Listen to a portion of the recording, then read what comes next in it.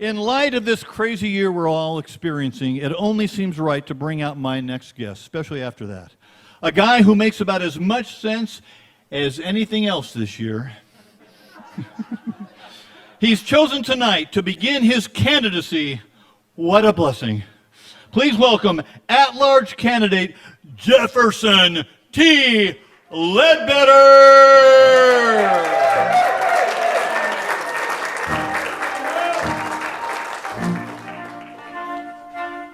Thank you. You may be seated. My fellow Americans, and my lady Americans too. I'm Jefferson T. Ledbetter, at-large candidate. I'm not toting any party wine, for I'm an independent. I'm the representative of the little guy and his tiny little wife and their teeny-weeny little children. A vote for me is a vote for representation without qualification. Why am I here tonight? I'm here tonight to break your tax dollars and give you back change you can believe in. I'm here to shuffle the deck and deal out a new deal that will give this country a royal flush. I'm here to make America great on everyone else's nerves. So tonight I'd like to undress some of the issues and get to the naked truth until we get to the bottom of things. And so I shall be brief.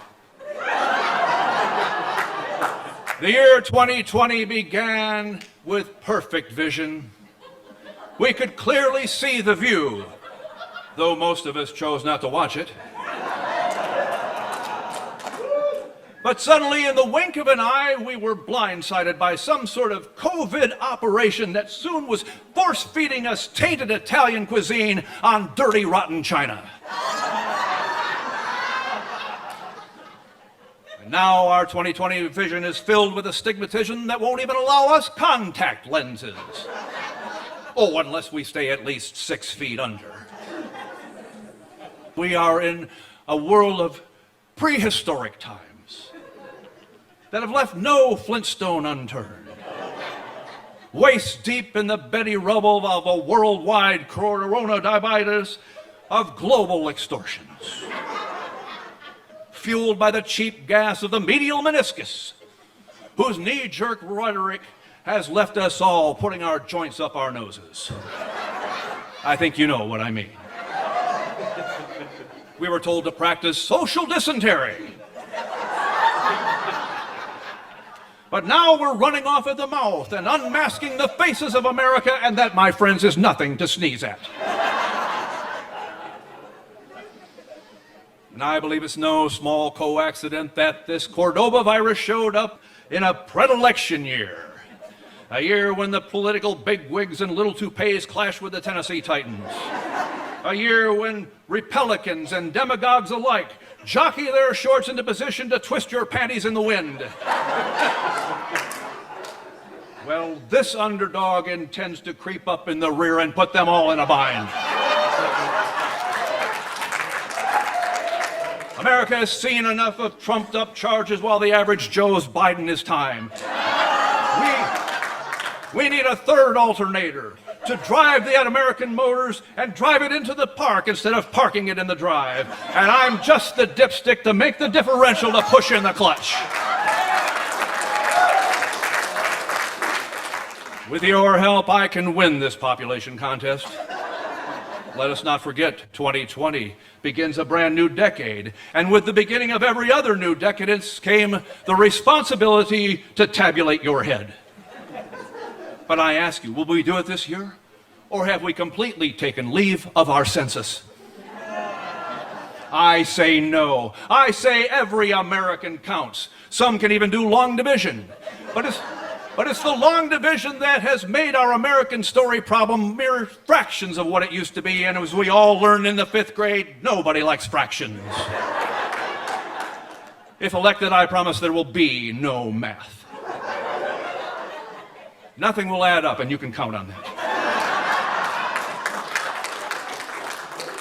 And so take heart, America. Though it seems that our economy has gone down the YouTube and a twittering Instagram, Though it seems that Simon has left every American Idol, I still see light at the end of the funnel.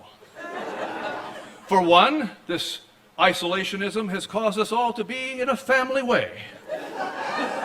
These are my COVID-19. But I believe that those millions of mothers and their forefathers are out there secretly awaiting the day that they can put their 10 commandos back into our schools.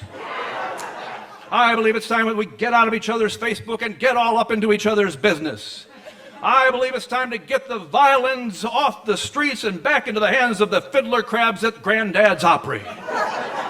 I believe it's time for churches and synonyms alike to repeat the stirring words of that great expatriate, John Patrick Swayze, who once said, "Give me liturgy or give me praise choruses, but get me to the church on time."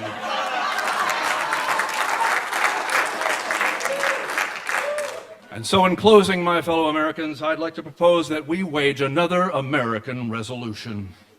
And I think we start by reenacting that great event from 1770 whatever. I'm, of course, talking about the Boston Tea Party. I think it's time that we stage another Tea Party, converge on that quilted northern city, clinging tightly to the U.S. Constitution that we so painstakingly crafted in the halls of Montezuma's Revenge to the shores of Triple Ply. We need to squeeze our Charmin and dump it into the murky harbor waters that are holding back all the ships of freedom. Until we once again are seated on the throne of liberty, wiping away the soil of injustice, flushed with fervor, and shouting, "Let my people go." Thank you.